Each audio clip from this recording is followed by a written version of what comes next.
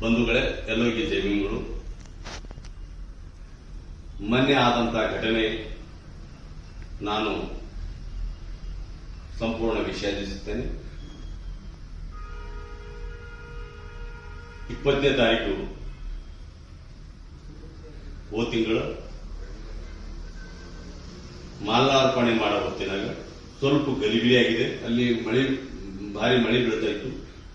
ಅಲ್ಲೇ JCB ಬಂತು. ಅಂತ ಸಂದರ್ಭದಲ್ಲಿ ನುಗ್ಗಲಾಯಿತು. ನಾವೆಲ್ಲರೂ ಹೊರಗಡೆ ಇದ್ದೀವಿ. ಸಚಿವರಿಗೆ, ಅವರ ಅಭಿಮಾನಿಗಳು ಮತ್ತು ಸಮಾಜದ ಬಾಂಧವರು, ಅವರ ಹಿತೈಷಿಗಳು ಅವರಿಗೆ JCB ಮುಖಾಂತರ ಮಾಲಾರ್ಪಣೆ ಮಾಡುವಾಗ ನಮ್ಮನ್ನು ನೀವು ಬರ್ರಿ ಅಣ್ಣ ಅಂತಂದು ಕೈ ಹಿಡಿದು ಕರೆದಾಗ ನಮ್ಮ ಕಾಲಿನಲ್ಲಿ ಸೂಯಿತೆಂದು ಅರಿವಾಗಲಿಲ್ಲ. ಅದಕ್ಕೆ ಬಹಿರಂಗವಾಗಿ ಕ್ಷಮೆ ಕೊಡ್ತೇನೆ.